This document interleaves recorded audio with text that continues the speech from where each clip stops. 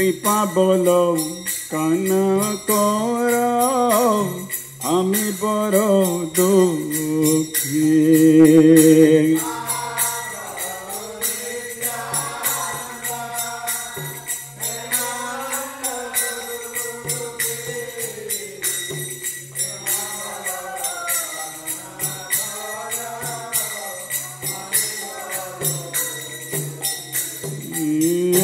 दया करो सीतापति अद्वैता गोसाई,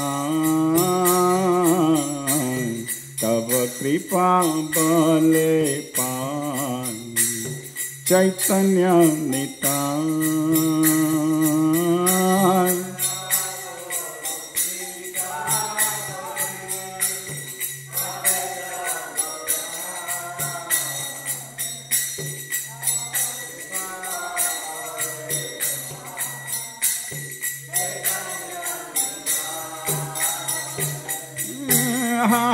स्वरूप सनातन रूप रघुनाथ,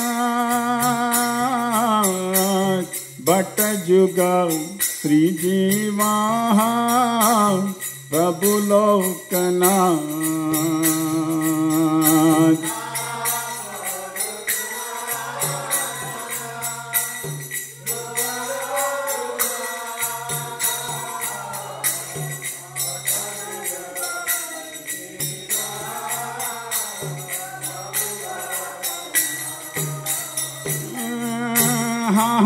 स्वरूप सनातन रूप रघुनाथ, बट जुगल श्री जीवा प्रभु लोकनाथ।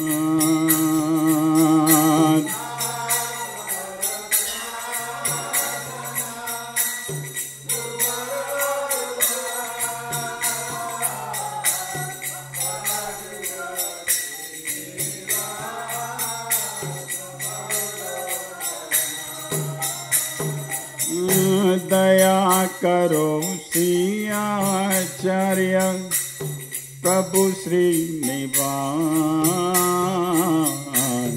रामचंद्र संग मागे नरोत्तम दास।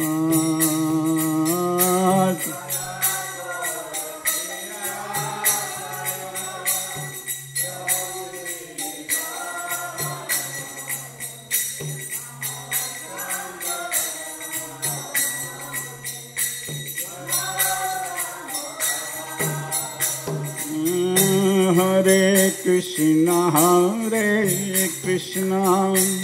कृष्ण कृष्ण हरे हरे, हरे राम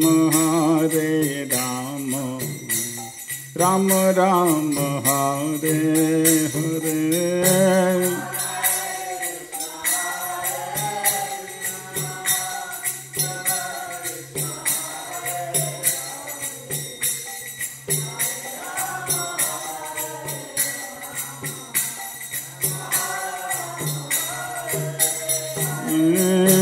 हरे कृष्णा कृष्ण कृष्ण हरे हरे, हरे Ram Ram Ram Hare Hare.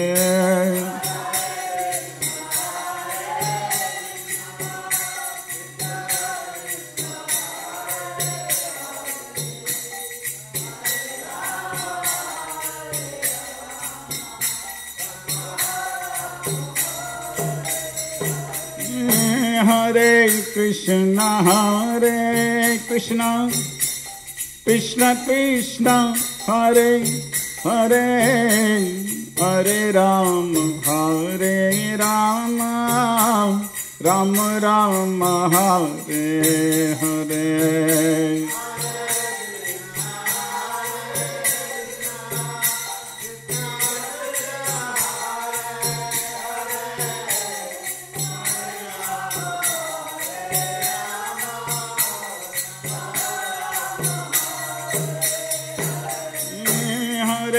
Krishna, Hare Krishna, Krishna Krishna, Hare Hare, Hare Rama, Hare Rama, Rama Rama, Hare Hare.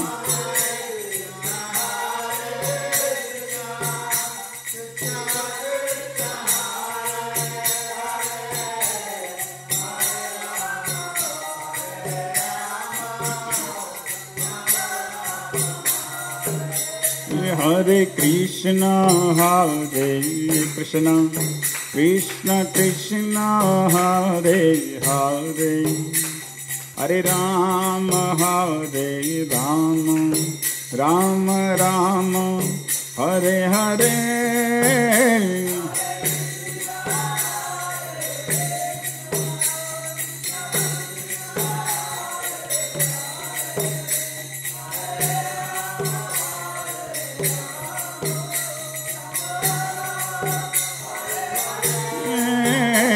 Hare Krishna, Hare Krishna, Krishna Krishna, Hare Hare, Hare Rama, Hare Rama, Rama Rama, Hare Hare.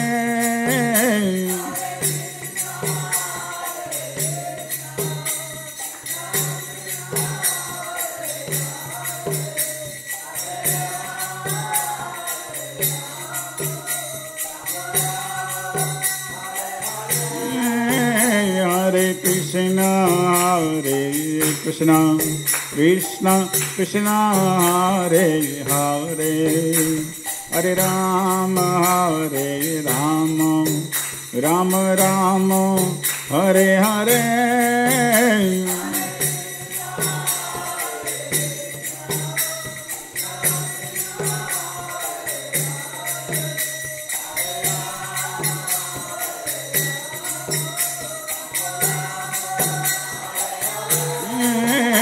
Hare Krishna, Hare Krishna, Krishna Krishna, Hare Hare, Hare Rama, Hare Rama, Rama Rama, Hare Hare.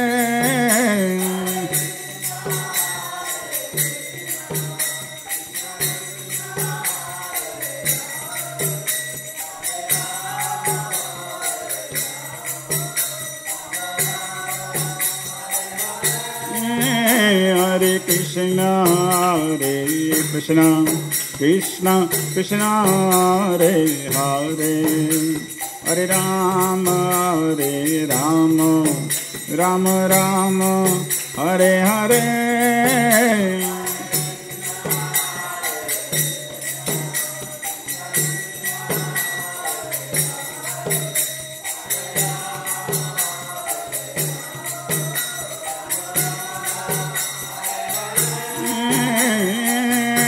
Hare Krishna, Hare Krishna, Krishna Krishna, Hare Hare, Hare Rama, Hare Rama, Rama Rama, Hare Hare.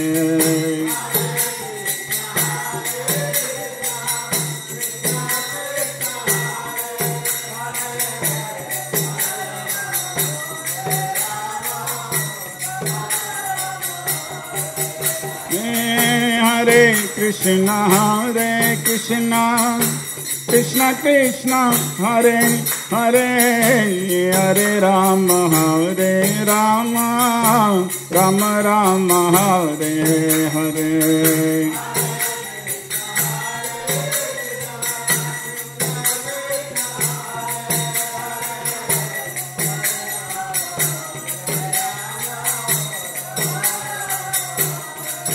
Hare Krishna, Hare Krishna, Krishna Krishna, Hare Hare, Hare Rama, Hare Rama, Rama Rama, Hare Hare.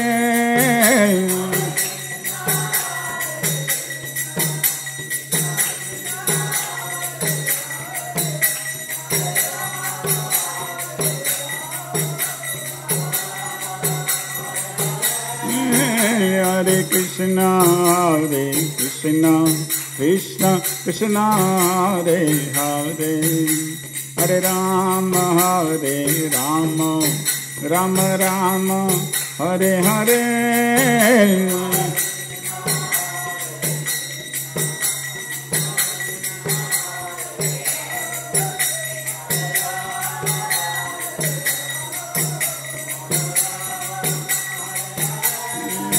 Jaya Radhe Shyam, Radhe Shyam, Jaya Radhe Shyam, Jaya Radhe Shyam.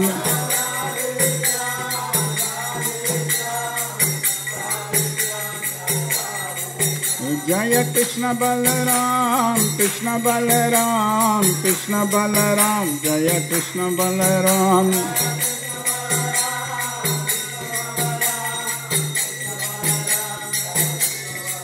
Jaya Gauranitai, Gauranitai, Gauranitai, Jaya Gauranitai.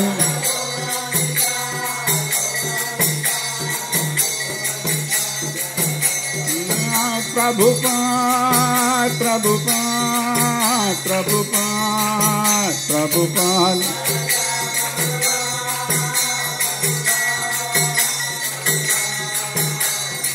Nitai Gaur, Haribol, Haribol, Haribol, Haribol.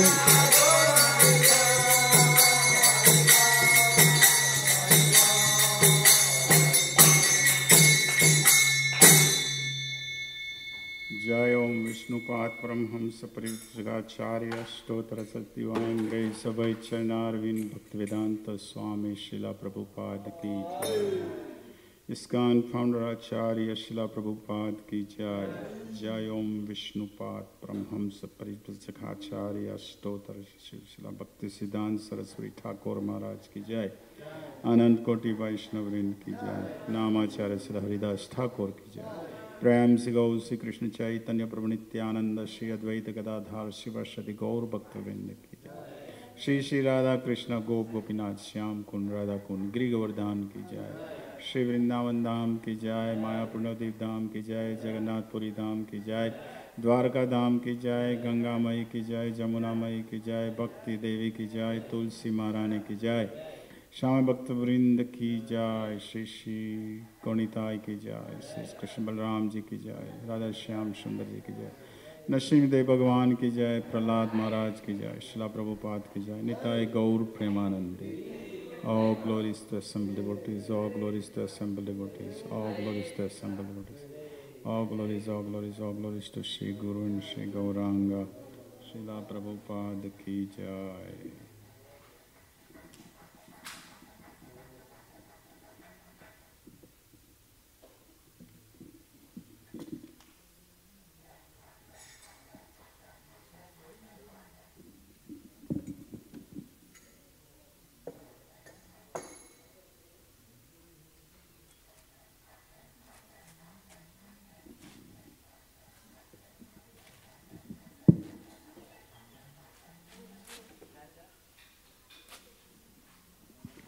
Shri Shri Radhe Shyam ki jai. So I'm reading from A Friend to All. This is Srimati Patak, who is speaking about Srila Prabhupada. Srimati Patak is the wife of the late Sri Banwari Lal Patak, a respected gentleman and community leader of Vrindavan. She lives at Temple and Gardens in Vrindavan. She said, "My husband Banwari Lal was a friend of Srila Prabhupada. He founded the Vrindavan Temple Gardens, which is a mandir and ashram near the Krishna Balaram mandir. We are from the Nimbarka Sampradaya and our family members have been Brajavasis for many generations. My husband was a zamindar in Vrindavan, and he also was one of the people who was in charge of the panchayat, the formal legal system of the townspeople. Because he was a Brahmana, everyone knew and respected him. They would come to him to decide legal disputes and spiritual problems. The relationship between Srila Prabhupada and my husband started back before Srila Prabhupada was a sannyasi. They first met because my husband heard that there was a Bengali Gaudiya Math saint who was living in the Radha Damodar temple. My husband used to perform Radha Damodar Parikram every day. Srila Prabhupada would sit out on his veranda and give festivals, speeches and kirtans. He would invite people to attend different programs that he had organized. Also in the evenings he would have Hare Katha. Srila Prabhupada spoke Hindi very well and they became quite good friends. They had frequent meetings in which they would discuss Krishna consciousness together at Srila Prabhupada's Bhajan Kutir. On one occasion in the 60s, my husband invited him to our home for pravachan and prasad. My husband told me that Srila Prabhupada was quite well known at that time for being an excellent English speaker. He told me how every time he went to Radha Damodar to visit him, Srila Prabhupada would be absorbed in bhajan, kirtan and sadhana very deeply. He wasn't the kind of sadhu who used to wander around visiting different people. He very rarely went to the other people's homes. During those days, he was mainly meeting with sannyasis and brahmacharis, not so much with grihasthas. He used to go on parikram on the same exact route every morning and would go to Seva Kunj and then take darshan of Sri Sri Radha Raman. But mostly he would stay at the temple and go deeply into his bhajan, study and writing. My husband said that Srila Prabhupada would chant all night long. All who lived nearby there knew this at the time. He had no material facility at all, but because his bhajan was so powerful, people recognized him. He was very well known for not wasting a moment. He was very serious and staunch. He had many friends amongst the Vrajabasi saints, and he was beloved by many of the residents of Vrindavan. Later, when Srila Prabhupada was first coming to Vrindavan with Westerners, many of the Vrajabasis and others were worried about what he was doing. They were thinking that he had brought those who were not qualified and didn't have good habits. Maybe they would spoil our Krishna conscious society. Many people were thinking like that, but because my husband had such a close relationship with Srila Prabhupada, he was firmly convinced about what Prabhupada was doing. He stood up for Srila Prabhupada in numerous assemblies and private meetings among many people. He explained that what Srila Prabhupada was doing was correct and that it was glorious that he was trying to initiate these Westerners, as this would help Vrindavan. Srila Prabhupada ki jai. So, tomorrow we are expecting more visitors for the permaculture farming at the back there in the field. So we have about 18 people from Jacksonville will be coming for that. You can also take part. Today we'll have Harinam as usual in Gainesville at 5 o'clock. Please join us if you can. And Nagaraj Prabhu is giving class today. And please continue with the Chandan. We have just today and tomorrow left to get enough. Still need another half or 3/4 of that container to be filled for all the deities to get Chandan. And here are the devotees who have assisted their Guru in dressing the deities today. Shri Shri Radhesham were dressed by Mother Ashtasaki, Chota Radhesham by Mother Karaneshwari, Shri Shri Krishna Balaram, Mother Akuti, Chota Krishna Balaram, Mother Manjari Sundari, Shri Shri Gaurnitai, Mother Jai Gauri, Chota Gaurnitai by Yamaraj Prabhu, and the Gurus and Lord Nishingadev by Chaitya Guru Prabhu.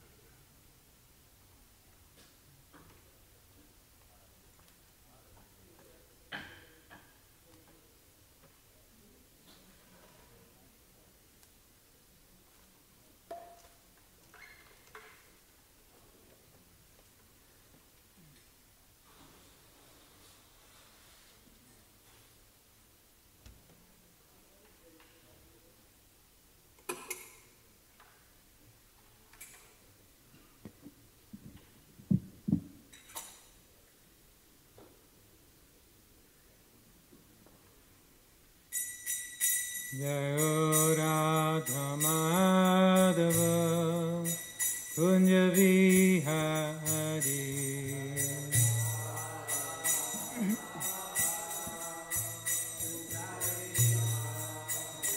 Jayo Radha Madhava Kunja Vihari.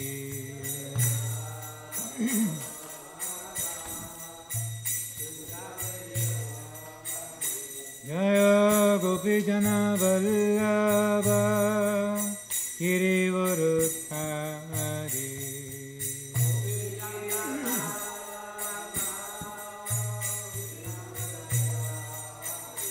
Jaya Gopijana Vallabha Girivarudhari.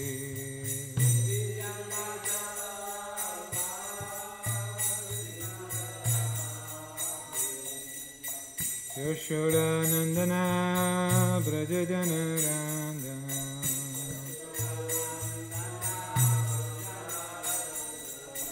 Yashodanandana Brajajanarandana.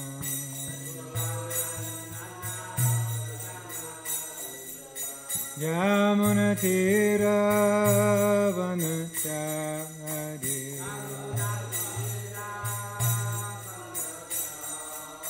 Yamunatira Vanachari.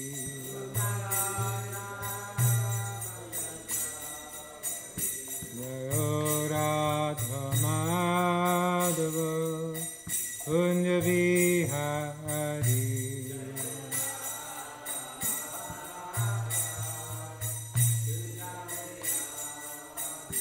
Jayo Radha Madhava Kunja Vihari.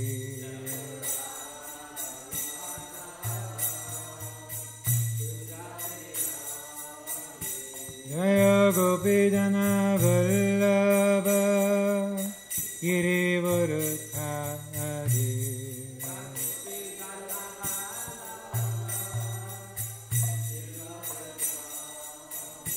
Jaya Gopijana Vallabha Girivarudhari.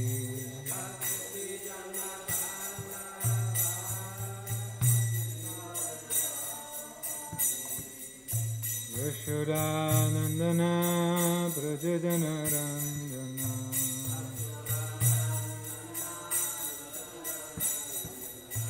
Yashodanandana Brajajanarandana.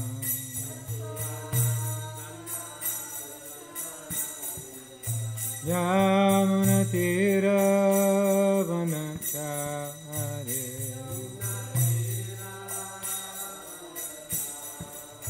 Yamunatira Vanachari.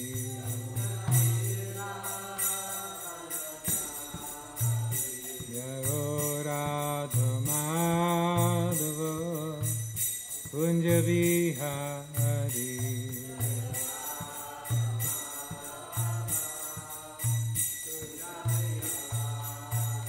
Jayo Radha Madhava Kunja Vihari.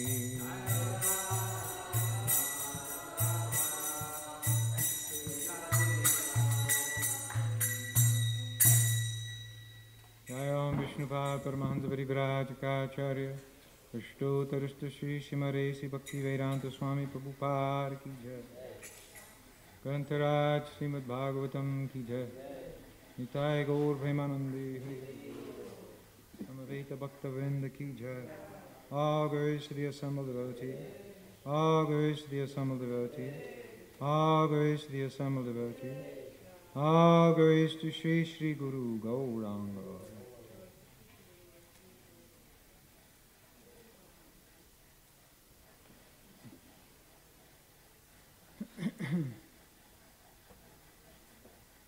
Om Namo Bhagavate Vasudevaya.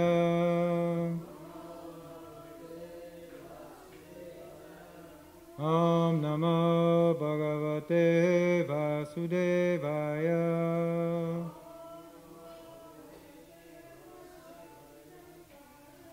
Om Namo Bhagavate Vasudevaya.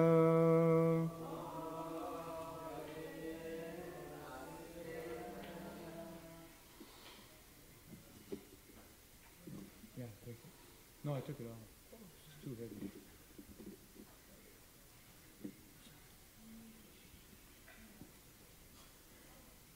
Srimad Bhagavatam, Canto 10, Chapter 46, text number 25 through 28.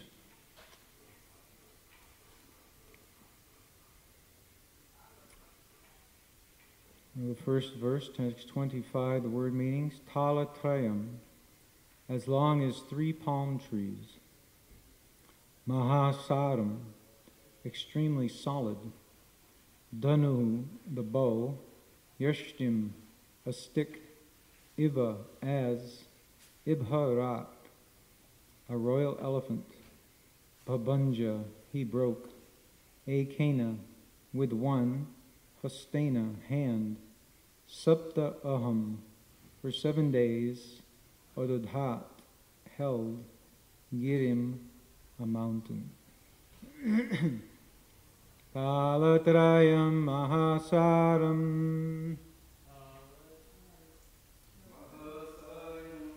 dhanuryashtim ive bharat bhavanjaykena hastena saptaham adadhat girim. Talatrayam mahasaram dhanuryashtim ive bharat bhavanjaykena hastena saptaham adadhat girim. Talatrayam mahasaram dhanuryashtim ive bharat bhavanjaykena hastena saptaham adadhat girim.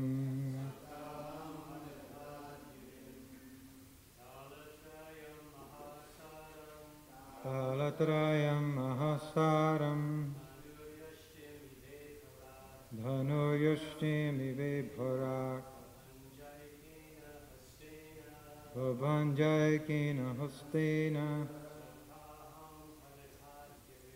saptaham adadhat girim. Talatrayam mahasaram dhanuryashtim ive bharat bhavanjaykena hastena saptaham adadhat girim.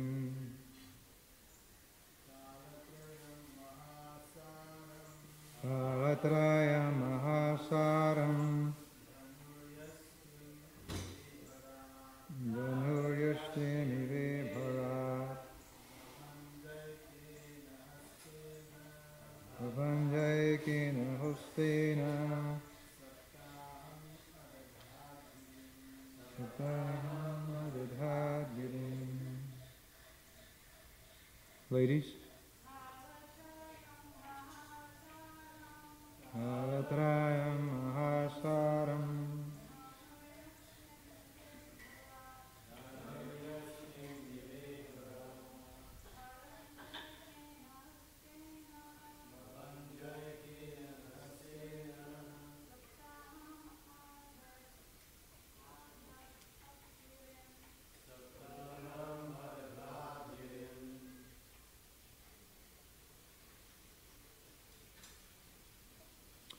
Translation. With the ease of a royal elephant breaking a stick, Krishna broke a powerful giant bow 3 talas long. He also held a mountain aloft for 7 days with just 1 hand. Purport: according to Acharya Vishwanath, a tala, palm tree, is a measurement of about 60 hastas, or 90 feet. Thus the great bow Krishna broke was 270 feet long. Not bad, huh? Now we can chant together. Pralambo denuko rishtas pranavarto bakadayah daikya sura sura jito hataye nehalilaya. Here in Vrindavan, Krishna and Balaram easily destroyed demons like Pralamba, Denuka, Arishta, Trinavarta, and Baka, who had themselves defeated both demigods and other demons. Shri Shuka Uvacha iti sangsmritya nanda Krishna nurakta dihi atyuto bhavatushnim prema prasara vivalaha. Shukadeva Goswami said, thus intensely remembering Krishna again and again, Nanda Maharaj, his mind completely attached to the Lord, felt extreme anxiety and fell silent, overcome by the strength of his love. Yashoda varnaya manani putrasya charitani cha shrinvantya shrunya vasakshit sneha snuta payodhara. As Mother Yashoda heard the descriptions of her son's activities, she poured out her tears, and milk flowed from her breasts out of love. Purport: from the very day that Krishna had left Mathura, Mother Yashoda, though counseled and consoled by hundreds of men and women, could see nothing but the face of her son. She kept her eyes closed to everyone else and cried constantly. Thus she could not recognize Uddhava, treat him with parental affection, ask him any questions, or give him any message for her son. She was simply overwhelmed with love for Krishna. Om Jnanatimirandhasya Jnananjana Shalakaya Chakshurun Militam Mena Tasmai Sri Gurave Namaha.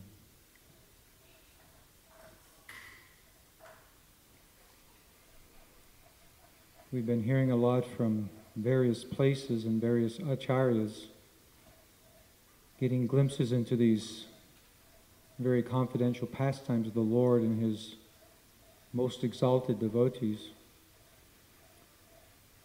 I was listening to Prabhupada's translation, his translations, dictations of the Krishna book, and as I was progressing, I came across this chapter, Uddhava Visits Vrindavan, from the Krishna book.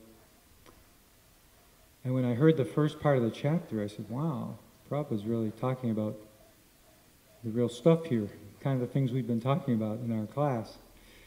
Separation and Bivala. Actually, in this, one of the verses here, the word here is Bivala.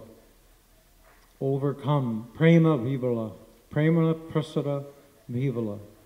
Overcome with the prema, of the force of the prema, of love. So the intensity of the Brijbasi's love is overwhelming. And Srila Prabhupada gives a nice overview of these topics, some of these topics we've been discussing in the beginning of this chapter in the Krishna book. It's interesting because this chapter begins in the 10th canto in the Bhagavatam. By the way, I was reading recently in the Ancha Lila, Srila Prabhupada says in one purport, Srimad Bhagavatam is the essence of the Vedic literature, and our Krishna book is the essence of the 10th canto. Is the essence of the Srimad Bhagavatam. So of course, what is the Krishna book? It's the 10th canto of the Srimad Bhagavatam. So it's not that Srila Prabhupada was being proud, but I thought it was very nice the way he stated it. The Krishna book is the essence of the essence. So the chapter begins by reference to Uddhava and Krishna speaking with Uddhava. So the verses are about that. Krishna's conversation right away, he starts talking with Uddhava. But Srila Prabhupada doesn't really quite get into it right away. He sort of gives a long preliminary at the beginning of this chapter, which I wanted to read. It's so nice. So this is the beginning of chapter 46 of Krishna book. Nanda Maharaj returned to Vrindavan without Krishna and Balaram. He was accompanied only by the cowherd boys and men. It was certainly a very pathetic scene for the gopis, Mother Yashoda, Srimati Radharani, and all the other residents of Vrindavan. Many devotees have tried to make adjustments to Krishna's being away from Vrindavan because, according to expert opinion, Krishna, the original Supreme Personality of Godhead, never goes even a step out of Vrindavan. He always remains there. The explanation of expert devotees is that Krishna was actually not absent from Vrindavan. He came back with Nanda Maharaj as promised. When Krishna was starting for Mathura on the chariot driven by Akrura and the gopis were blocking the way, Krishna assured them that he was coming back just after finishing his business in Mathura. He told them not to be overwhelmed, and in this way pacified them. But when he failed to come back with Nanda Maharaj, it appeared that either he cheated them or could not keep his promise. Expert devotees, however, have decided that Krishna was neither a cheater nor a breaker of promises. Krishna, in his original identity, returned with Nanda Maharaj and stayed with the gopis and Mother Yashoda in his bhava expansion.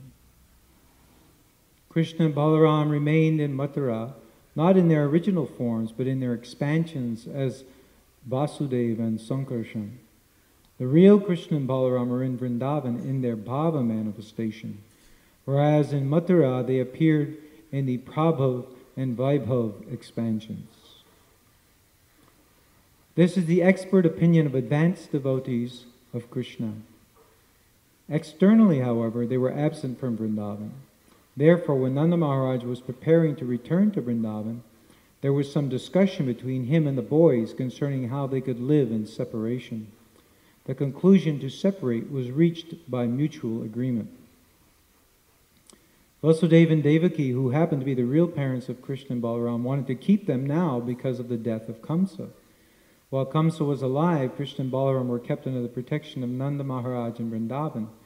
Now, naturally, the father and mother of Krishna and Balaram wanted them to remain, specifically for the reformatory function of purification, the sacred thread ceremony. They also wanted to give them a proper education, for this is the duty of the father. Another consideration was that all the friends of Kamsa outside Mathura were planning to attack Mathura.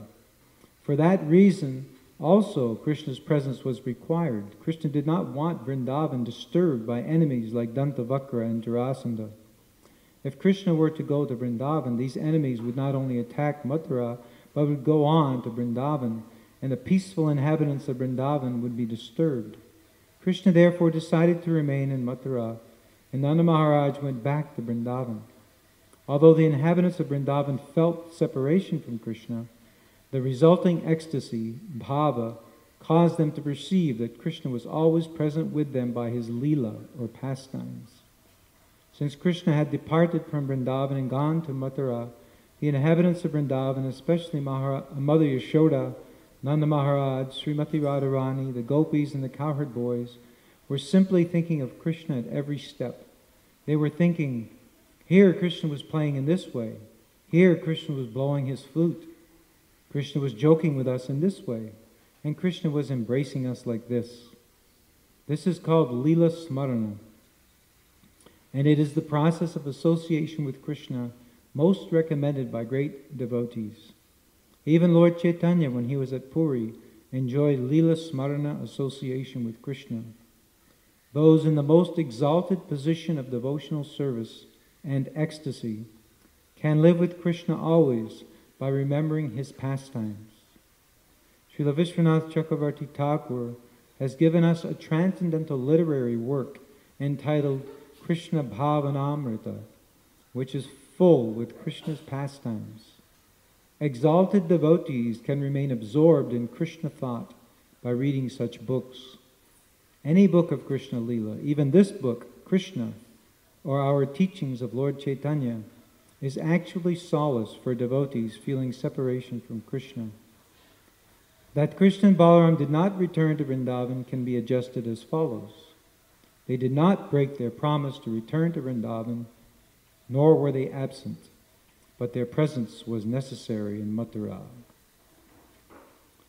So Krishna can do both things at the same time. He could attend to his responsibilities in Mathura and similarly, simultaneously be present in Vrindavan. Here Prabhupada mentions this Vishwanath Chakravarti Thakur's transcendental literary work entitled Krishna Bhavanamrita. Krishna Bhavanamrita is one of 3 especially famous books of Leela Smarana that are set up as, according to the times of the day, what Krishna does. So beginning from early morning until, well, all through 24 hours. Generally, the day is broken into 8 periods, Ashtakaliya Leela. But this Krishna Bhavanamrita has more chapters than that, 11 or 12 chapters. In any case, it's also set up in the same way. It's a very elevated work. Krishna Bhavanamrita, Vishwanath Chakravarti, it's also called Krishna Bhavanamrita Mahakavya. So Mahakavya means great work or great poetry. I haven't actually read the book. I read part of it many years ago. It's available on the internet, as everything is, if you want to get an idea about it. Probably Krishna Krata's translation. A lot of his translations are floating around here and there on the internet. Kusha Krata. But one thing I remember about the book, and this is why it's called Mahakavya, is because of Vishwanath Chakravarti Thakur's expertise in capturing the exchanges between Krishna and the gopis and all the wordplay that they use. Really, to appreciate these works, you kind of have to be a Sanskrit scholar to really get into the amrita, the real nectar. Bhavanamrita means the nectar of remembering Krishna. But there's a lot of nectar in all the wordplay, the double meanings and so on. So the acharyas may explain these things in their commentaries. But if you actually know the original Sanskrit, I'm sure it's extremely relishable. See how Krishna and the gopis joke with each other. So that book is especially about the Madhurya Rasa. Now we're entering into, at least we've been hearing a little bit about Nanda Maharaj and Mother Yashoda, their relationship with Krishna, the Vatsalya Rasa, and the progression in the Chaitanya Charitamrita and the Ramananda Sambad, where Lord Chaitanya is speaking with Ramananda. Ramananda Rai is going farther and farther, deeper and deeper. It's quite interesting to see the progression, because when we read Bhagavad Gita, we say the ultimate verse is Sarva Dharman Parityajya, but that's just getting started when you read Ramananda Sambad. That's just when things are getting warmed up. So after that, we start hearing about the different rasas and how one progresses after the other. They build. Each one adds another level of intimacy. So we have in the Chaitanya Charitamrita, Ramananda Rai speaks about dasya, bhava, first servitude, and then he speaks about the cowherd boys, and that's the progression. They're higher. The cowherd boys, of course, servitude is all about respect, and then the cowherd boys, there's a level of intimacy there. But then when you get to Vatsalya, then that intimacy increases to such an extent that one feels oneself superior even, telling Krishna what to do. Although there's part of that is also, we have sort of a transition with some of the cowherd boys where they also have that, telling Krishna what to do. In Balaram also he has that, especially that mix of, because he's older than Krishna. So in text 76 of Madhya Lila, chapter 8, the Lord says to Ramananda Rai, "This statement is very good, but please proceed even further." So the statement was something about the cowherd boys. So then Ramananda Rai then replied, loving service to the Lord in the parental relationship is the highest perfectional stage. Of course, Ramananda keeps saying this is the highest. And Lord Chaitanya says, keep going. So Srila Prabhupada's purport to this verse, the stage of loving service to the Lord in parental affection is an advanced stage of love in fraternity.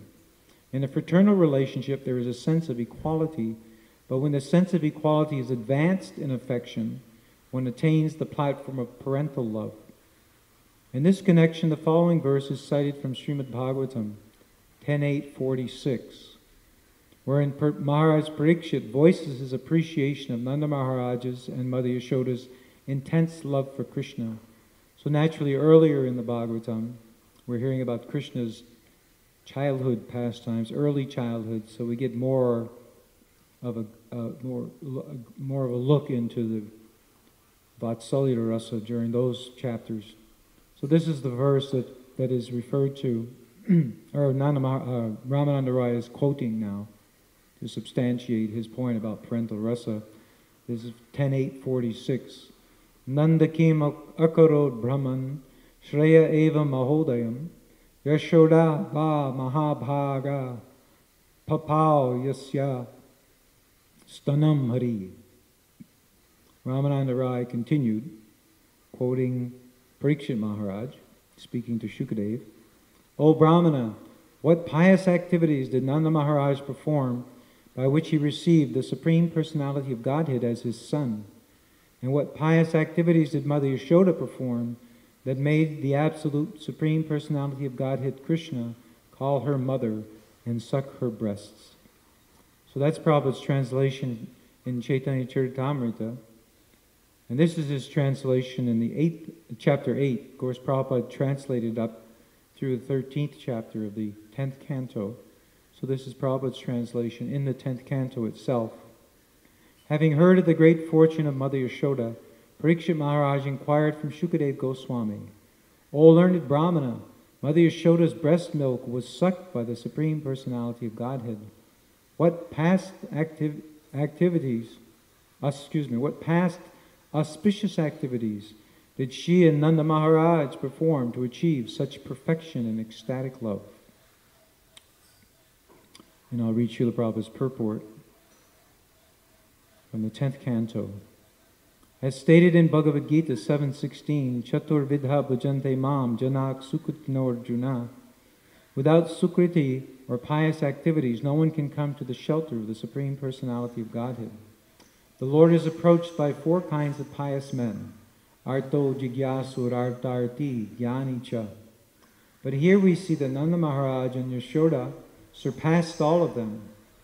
Therefore, Parikshit Maharaj naturally inquired, what kinds of pious activities did they perform in their past lives, by which they achieved such a stage of perfection? Of course, Nanda Maharaj and Yashoda are accepted as the father and mother of Krishna. Yet Mother Yashoda was more fortunate than Nanda Maharaj, Krishna's father, because Nanda Maharaj was sometimes separated from Krishna, whereas Yashoda, Krishna's mother, was not separated from Krishna at any moment. Now I can't really understand what Prabhupada is saying here, but we'll allow Prabhupada's ecstasy. I can understand in childhood when he was always playing in the courtyard and then Nanda was out herding cows, but you see that Prabhupada extends it. So Prabhupada says, from Krishna's babyhood to his childhood, and from his childhood to his youth, Mother Yashoda was always in association with Krishna. Even when Krishna was grown up, he would go to Vrindavan and sit on the lap of Mother Yashoda. Therefore, there is no comparison to the fortune of Mother Yashoda, and Parikshit Maharaj naturally inquired, Yashoda cha mahabhaga. What was Mother Yashoda's great fortune? One thing I thought was interesting here, one is that not only about Mother Yashoda never being separated from Krishna, even at all his different ages, but Prabhupada says he would go to Vrindavan and sit on the lap of Mother Yashoda. So this is something the Acharyas point to, that Krishna returns to Vrindavan, even though we tend to hear that he never returned, and they're always lamenting in separation. But here Prabhupada is saying There's a famous verse that the Acharyas quote, the residents of Dwarka, when Krishna is entering Dwarka in the 11th chapter, 1st canto. I think it's the 11th chapter, yes. There's one verse, I forget the verse number, where the residents of Dwarka are saying, we have to suffer your separation because you're always going out. And they mention different places, and one of the places they mention is Vrindavan. Although the word isn't Vrindavan, it's some other word like Madhupur, or I forget what the word is, but the Acharyas have interpreted it to mean that here we get the glimpse, or we're getting the hint, that Krishna does leave Dwarka and sometimes leaves Dwarka and goes to Vrindavan to visit the Brajbasis. So here Prabhupada is also hinting at that here when he says that Krishna would go to Vrindavan when he was grown up and sit on the lap of Mother Yashoda. Of course, this scene is played out also at Kurukshetra. Krishna and Balaram were like 50 years old at that time, in their 50s, and they came and sat on the lap of Mother Yashoda and cried incessant tears. All of them were crying. So that's Prabhupada's purport to the verse quoted by Ramananda Rai. And then also Ramananda Rai continues, this is text 78, chapter 8 of the Madhya Lila. Ne mam virincho na bhavo na shri rapyanga sankshaya prasadam lebhyare gopi yat tat prapa vimukti dat. The favor Mother Yashoda obtained from Sri Krishna, the bestower of liberation, was never obtained even by Lord Brahma or Lord Shiva, nor even by the goddess of fortune, who always remains on the chest of the Supreme Personality of Godhead, Vishnu. So, purport from Madhya Lila. This is a statement from Srimad Bhagavatam 10.9.20. Krishna agreed to be bound by Mother Yashoda after she had given up trying to bind Krishna with ropes. This is another appreciation made by Shukadeva Goswami in his narration of the pastimes of Krishna before Maharaj Parikshit. So before Parikshit Maharaj was appreciating Yashoda's good fortune, and now Shukadeva Goswami is. So this also Prabhupada, of course, has written about in the 10th canto. This is his translation in the 10th canto. Neither Lord Brahma, nor Lord Shiva, nor even the goddess of fortune, who is always the better half of the Supreme Lord, can obtain from the Supreme Personality of Godhead, the deliverer from this material world, such mercy as received by Mother Yashoda.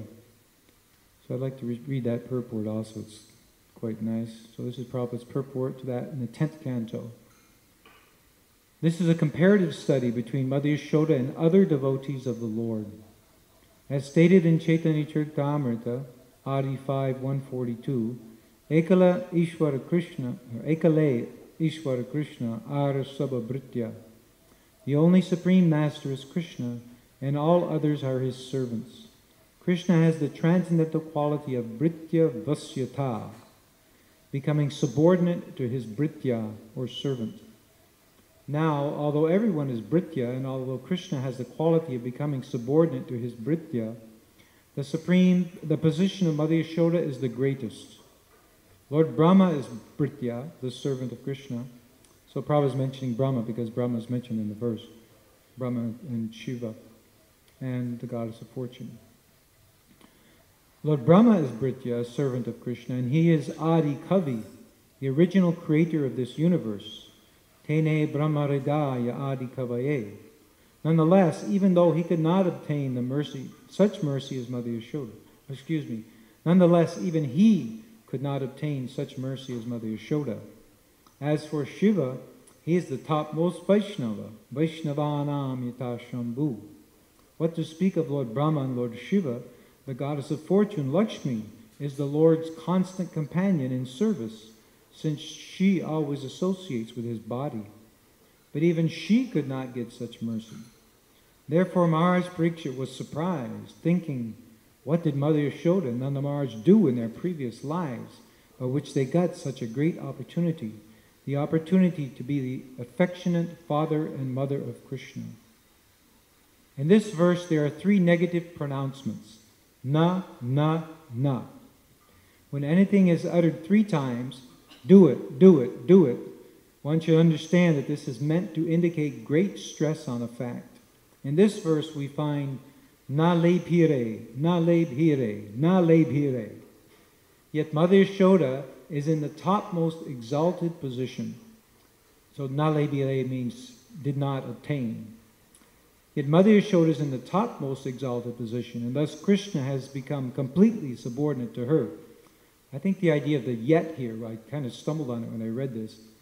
In this verse we find na lebhire, na lebhire, na lebhire, yet Mother Yashoda, because it says they did not, they did not, they did not, in other words, yet Mother Yashoda did.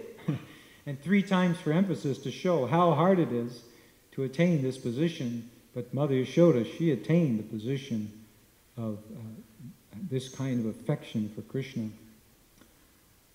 The word vimuktidad is also significant. There are different types of liberation, such as sayujya, salokya, sarupya, sarshti, and samipya. But vimukti means special mukti. When after liberation one is situated on the platform of prema bhakti, one is said to have achieved vimukti, special mukti.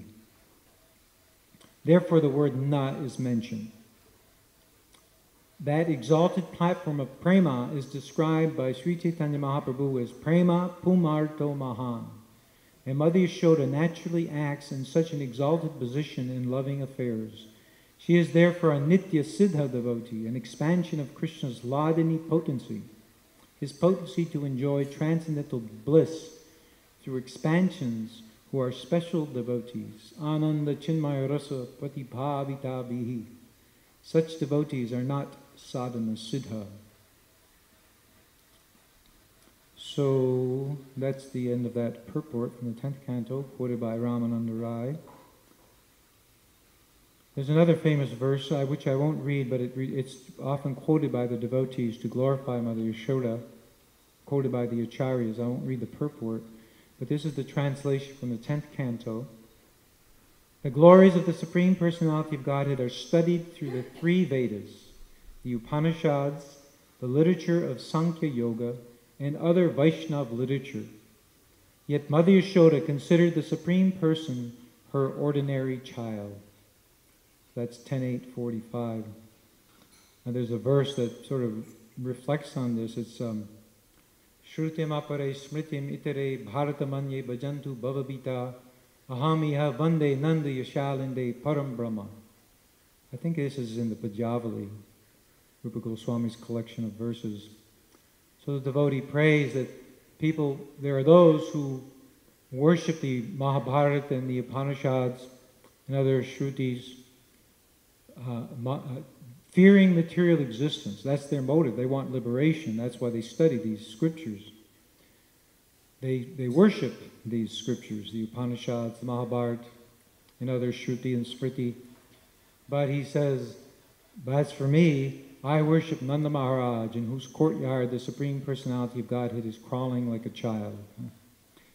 So they are the exalted. I don't worship the Shruti and Smriti, I worship Nanda Maharaj, because imagine his fortune. God himself, whom all these great literatures and great personalities are seeking, is crawling in his courtyard and getting dirty. So I'll end with, I was going to read something about parental affection and NOD, but nectar of devotion, but it's getting late. So I just want to read this prayer to Mother Yashoda. Actually, a couple of things about her. This is from the Radha Krishna Ganodesh Deepika, which describes the associates of Radha and Krishna, associates of Krishna. So just 2 verses from there. Krishna's mother is named Yashoda because she bestows fame, Yashaha, on the cowherd residents of Braja. She is like the personification of parental love for Krishna.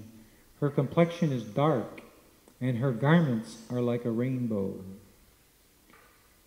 Mother Yashoda's body is of medium size, neither large nor small. She has long black hair. Her closest friends are Aindavi and Kirtida.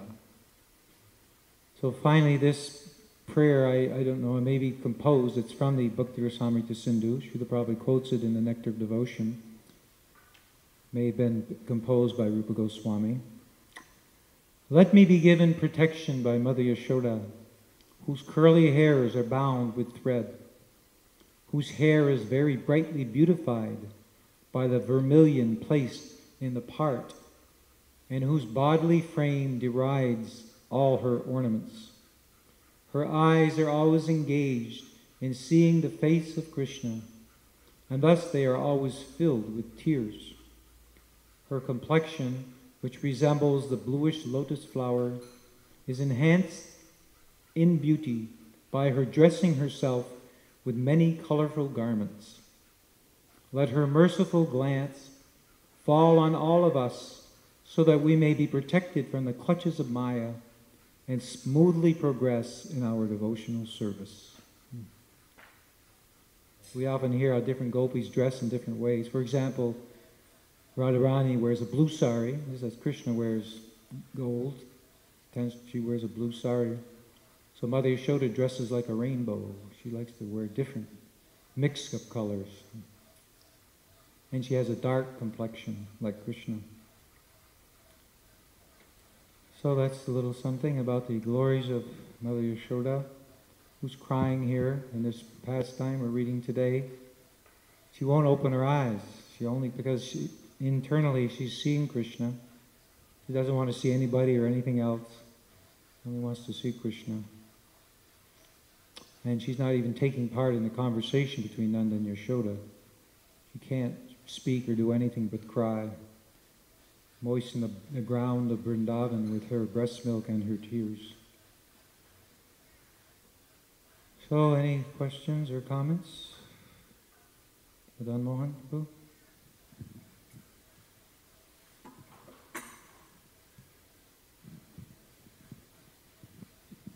Just a thought about how Krishna never leaves Vrindavan and how he comes back and he doesn't come back. In a simple way, a lot of times somebody moves away. They may come to visit, but they never came back, in the sense that they never lived there again. So it's a different relationship if they just visit. Even if they visit, so maybe you'll go someplace for a day or two and then they go away again. But you may say, well, they never really came back. Mm-hmm. To think that every day they'd